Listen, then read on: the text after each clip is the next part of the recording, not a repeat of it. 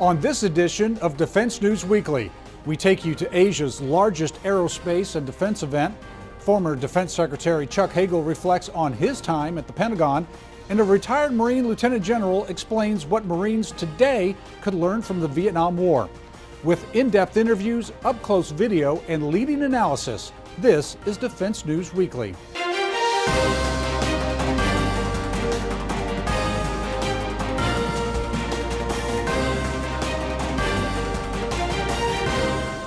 Welcome to Defense News Weekly. I'm James Williams, in for Jeff Martin, who's on assignment in Singapore. We'll hear from Jeff in just a moment. But first, the Pentagon's budget request for fiscal year 2019 is expected this week and will include future year's defense program numbers, also known as FYDP. The FYDP shows projected spending for 5 years and is used to track the growth or decline of various programs. Defense Secretary James Mattis recently confirmed that the Trump administration will request $716 billion in national security funding, covering both the Defense Department and the nuclear programs from the Energy Department. Air Force officials have canceled a combat demonstration for its light attack aircraft. Air Force Secretary Heather Wilson says they've decided instead to experiment with maintenance, data networking, and sensors with only the two most promising light attack aircraft, the AT-6 Wolverine and the A-29 Super Tucano. A T-50 from South Korea's Black Eagles aerobatic team caught fire during takeoff at the Singapore Air Show on Tuesday. A video of the flight demonstration posted to YouTube shows 3 T-50s taking off in formation, followed by 2 more aircraft. A 6th aircraft skidded behind, swerving into the grass before erupting into flames. The pilot sustained only minor injuries. The Singapore Air Show is Asia's largest aerospace and defense event. Jeff Martin is there and gives us a look at the military aircraft on display. The Singapore Air Show is one of the largest aerospace events in all of Asia, and as such, there's a large military presence here at the event. So as part of that, we're going to take a look at some of those aircraft on display. Let's start with our host, the Republic of Singapore Air Force.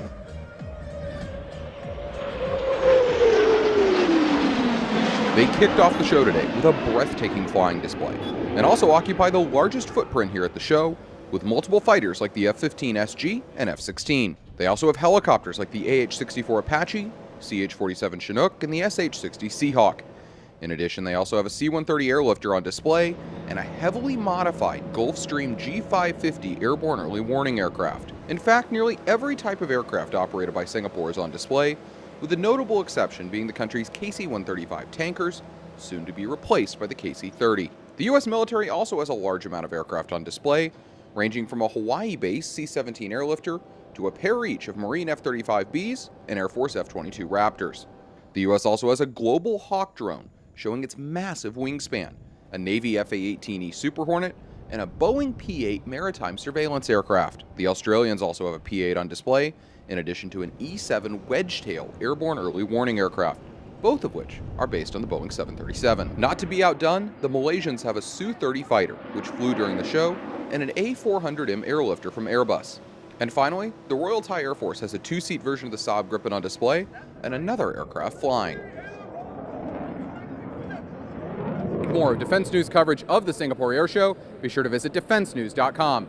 And reporting from Singapore for Defense News, I'm Jeff Martin. One of the military aircraft on display was the F-35. It's been rumored that Singapore might get that plane. Jeff Martin talked with Lockheed Martin about that possibility and the current standing of the F-35 throughout Asia. It's safe to say the F-35 is definitely the talk of the Singapore Air Show. But as for when we might see an actual F-35 in Singaporean markings, like this mock-up behind me, it's a little too soon to tell. Singapore has been had official status on the program since 2003, something that the U.S. government calls a security cooperation participant. And that gives them insight. They have full knowledge and awareness of the capabilities of the airplane, how it's developing, and they're studying it, considering when and or if it makes sense to become part of their fighter force structure. In addition to talking to Defense News about the possibility of Singapore buying the F-35, Lockheed Martin also provided an update on where the F-35 stands in relation to its operators in the Asia-Pacific region. Up first is Japan, where Mitsubishi Heavy Industries is actually building aircraft there, rather than in the United States. Japan plans to buy 42 of the aircraft, and just last month, the first of them arrived at its base in Misawa, Japan. Next is South Korea, set to buy 40 with the potential for more. And finally, Australia is set to get at least 72 of the aircraft to replace FA-18 Hornets. But when it comes to F-35 fleet composition, Lockheed says they're hearing from countries who want to operate mixed fleets of the aircraft, which means they would have both conventional A models and vertical landing B models in service, something Lockheed says would not be difficult to do. The things that you sustain on the airplane are very, very common between the variants. Over 90% commonality in the mission systems and the systems that you have to spare and sustain on the aircraft. So it's very common from that perspective. The training and the tactics, other than takeoff and landing, are common between the variants of airplanes. The mission systems are identical. Pilots will tell you when they're sitting in the cockpit of an airplane, it's virtually impossible to tell in the cockpit which variant you're sitting in. To see and read more coverage of the 2018 Singapore Air Show, be sure to visit our website at defensenews.com. And reporting in Singapore for Defense News Weekly, I'm Jeff Martin. The Royal Singaporean Air Force hosts the Singapore Air Show. And as Jeff Martin reports, they had nearly every type of aircraft they own on display. To say that Singapore has pride in their Air Force is an understatement. So this morning when the special 50th anniversary color scheme was unveiled on the F-15 behind me, it was a big deal, especially because the country's president was on hand. It gives me great pride as a Singaporean to know that our Air Force has made a difference, not just in Singapore, but also in various parts of the world. Over the years, the RSAF has built strong relationships with many nations, underscored by mutual trust and understanding. While the Singaporean Air Force's 50th anniversary has been a big part of the show and will continue for the rest of 2018, the big moment came on Wednesday as they unveiled a special color scheme on one of their F-15 aircraft. 3, 2, 1, launch!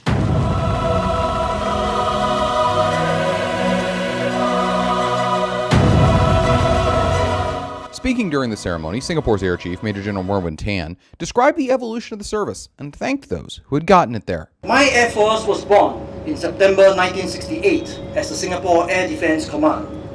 Back then, all we had were 2 Cessna aircraft that we borrowed from the Singapore Flying Club for basic flight training. Today, 50 years on, we have matured into an Air Force that not only operates around the clock, but also around the world. Much of this credit goes to our Air Force pioneers, many of whom are able to join us today. They swiftly inducted and operationalized capabilities to defend our skies. They also had a keen eye to the future, building a lasting culture of excellence and robust systems. Their vision and spirit continue to inspire our men and women of our Air Force today. To read more about Singapore's Air Force and everything else happening here at the Air Show, be sure to visit defensenews.com. Keep up to date with all of our coverage by visiting our Facebook, Twitter, and LinkedIn pages. Also, be sure to add us on Apple News and other platforms for the latest updates. When we come back, former Defense Secretary Chuck Hagel reflects on his time at the Pentagon and gives us his view on the state of the world. Also, learn why an Air Force pilot was ordered to fire on his own airbase.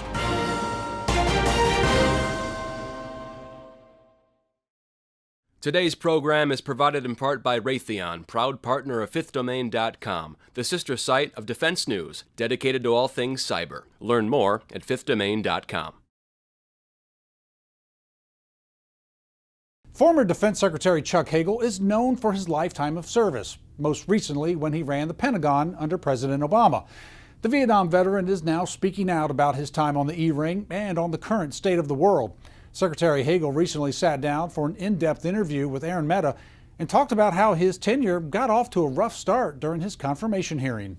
Well, it was a tough hearing, but hearings for big jobs should be intense. But I thought this got very personal when it didn't need to be. It was surprising to me.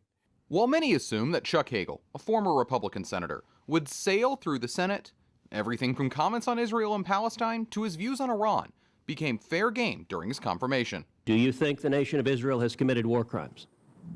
No, I do not, Senator. I'd want to look at the full context of the interview, but to answer your question, no. And looking back, the secretary wishes it hadn't gotten so contentious. I know I was considered by some Republicans as a traitor, that I would go to work for Barack Obama. And I just regretted that it got so personal, which that did surprise me, and it bothered me. Although he was eventually confirmed in a 58-41 vote, he didn't get much time to adjust before his first crisis. In 2013, when I was Secretary of Defense, we went through a 16-day shutdown. It is really debilitating for the government. It's demoralizing for the people who serve this country in every way. It's wasteful, it's stupid, it's irresponsible, and nothing good can come out of that, and nothing good ever does. It was a very difficult time for us because this happened in October 2013, and we were right in the middle of our budget preparation process. And so it had a big impact on us, and this was on top of the sequestration that we didn't plan for, budget for, and 5 days after I became Secretary of Defense in 2013, I was confronted with another $50 billion cut that we didn't know where we would get the $50 billion cut, but we had to cut $50 billion. His tenure was also marked by the Syrian civil war, in which President Obama's decision not to strike Syria after the Assad government used chemical weapons reportedly opened a rift between Hagel and the White House. I think it was a mistake. I've said that. We wouldn't have had to kill volumes and volumes of people. There was a way to do some things to Assad's government, and that was the intent. That was the strategy. We had been looking at different options for months that the Joint Chiefs were putting together. And what I think we came up with, what the President ultimately decided on, was exactly the right thing. And with that, there would be a diplomatic message. You didn't know where that came from, Mr. Assad. You don't know when the next one's coming. And until you agree to get to the table and start negotiating, and certainly never again any chemical weapons, that's the way we're going to do it. What happened instead was the U.S. and Russia collaborated to remove stocks of chemical weapons. But Hagel believes in reality, the U.S. handed in their cards on Syria. What cards do we have? 2,000 people in northeastern Syria? To do what? The Russians are in there, they're not going anywhere. They're in big time. Assad gets stronger every day. The Iranians are in there, they're not going anywhere. So the question is, how's the United States going to influence the outcome in Syria? The Russians will, the Iranians will, the Turks will, and Assad will. And of course, remnants of ISIS are still there.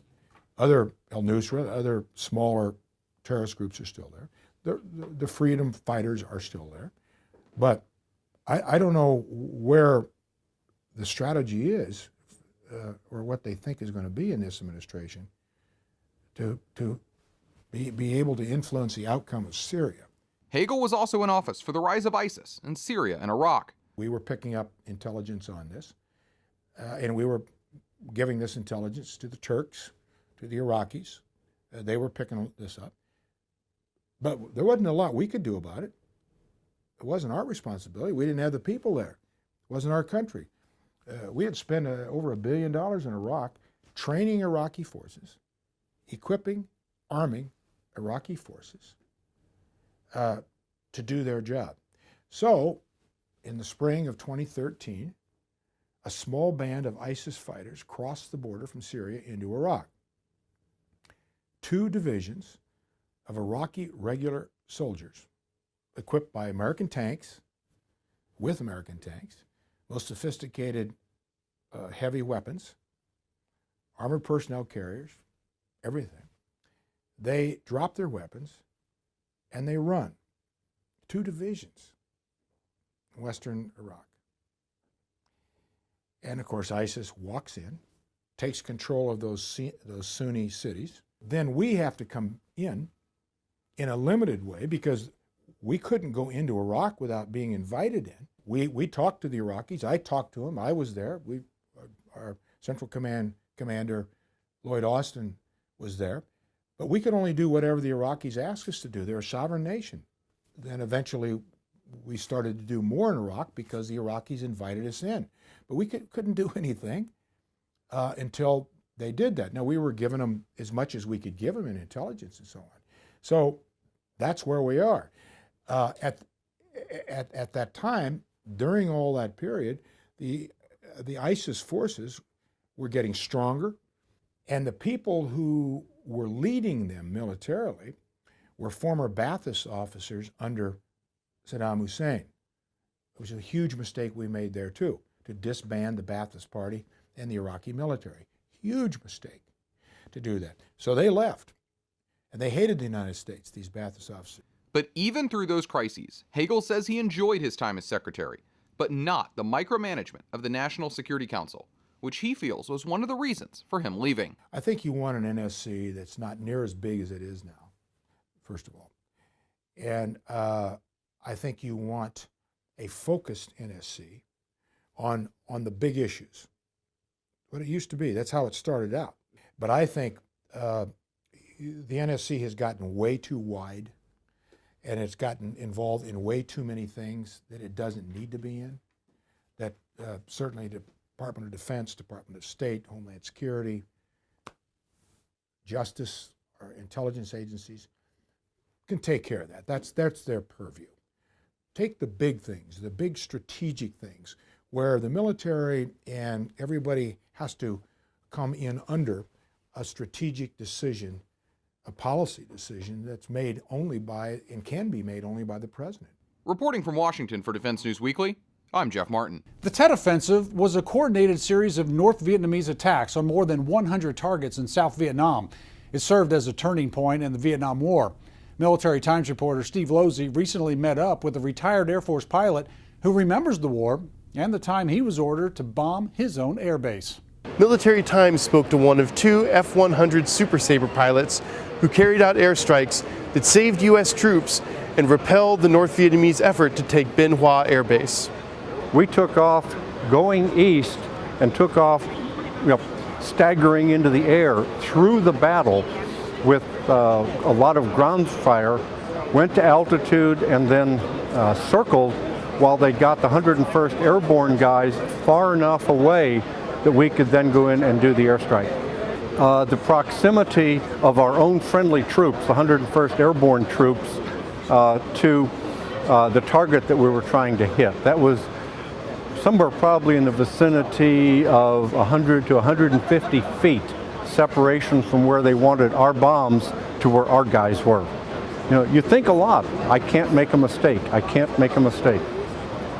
There was a lot of damage because the base had been under attack since 3 a.m. For example, there was a burned out F-4 that was a visitor, and we weren't real welcoming to him, or the Viet Cong weren't. But there was a lot of debris around, and we couldn't taxi down to the east end because it was totally occupied by Viet Cong. When we taxied back into our squadron area, we were met by all of the people who had been watching us do this, and their comments was, we send the airplanes out fully loaded and they come back empty and shot up. And now we actually got to see our own F-100s in action against our own base. And it wasn't until a week or two later that we got the letter from the 101st Airborne and the Forward Air Controller. And as recorded in the Army history of the event, it eliminated the remaining failed assaulters of Bien Hoa, essentially ending the Battle of Bien Hoa. An F-100 that was at Bien Hoa is on display at the National Air and Space Museum in Chantilly, Virginia. The guest of honor here is this special aircraft. It represents all of the 2,300 F-100s that were manufactured, and specifically those Super Sabres that flew over 360,000 combat sorties during the Vietnam War. To mark the 50th anniversary of the Tet Offensive, the Super Sabre Society unveiled a portrait of the F-100 taking off during the battle.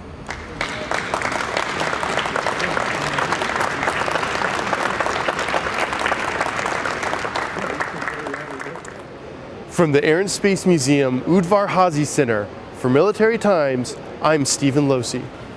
When we come back, personal finance expert Jeanette Mack offers advice for securing a second home.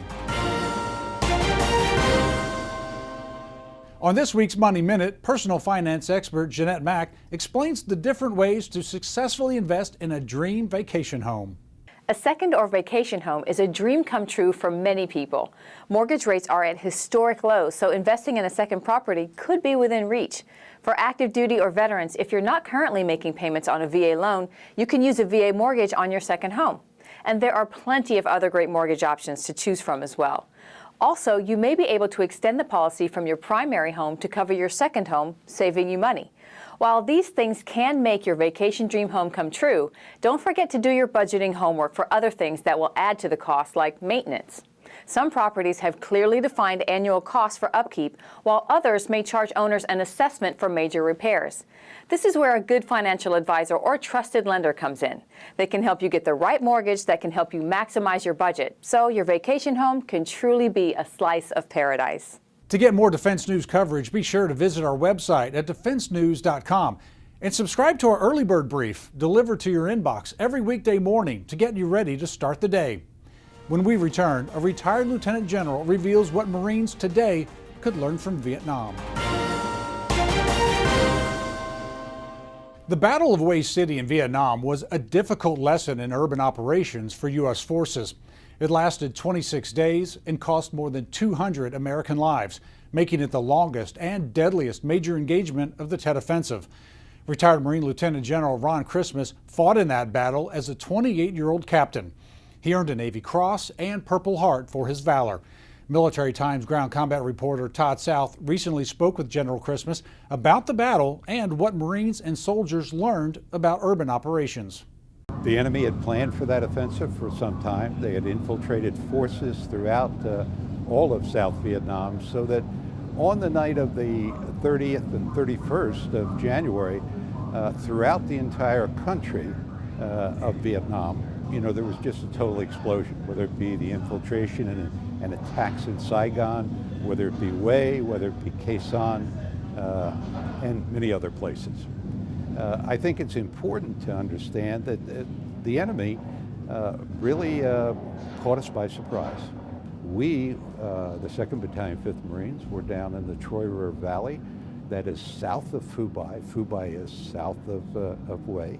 When the city was infiltrated, we actually were in a big fight on the 30th down in the Troy River Valley with a full North Vietnamese Army battalion.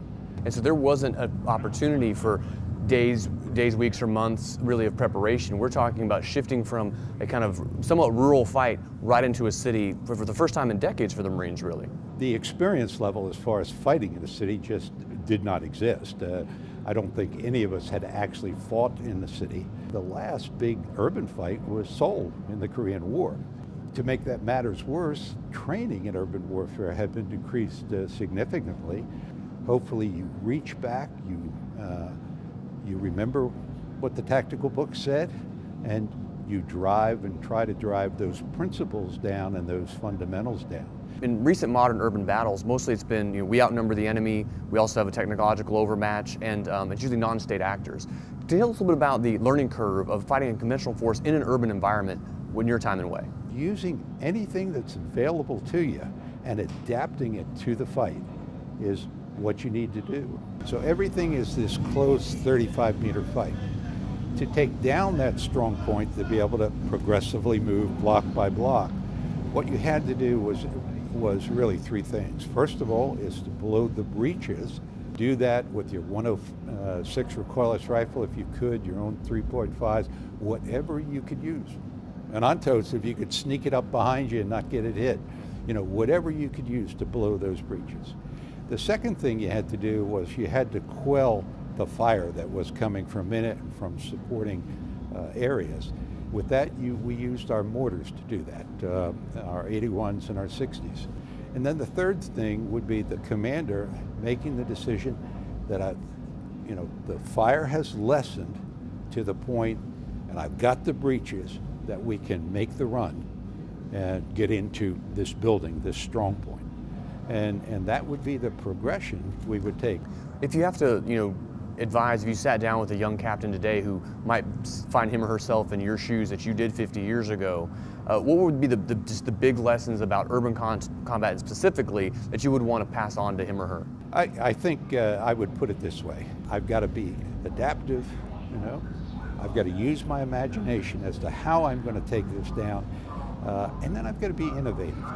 I've got to say, hey, what are the tools I have available to me?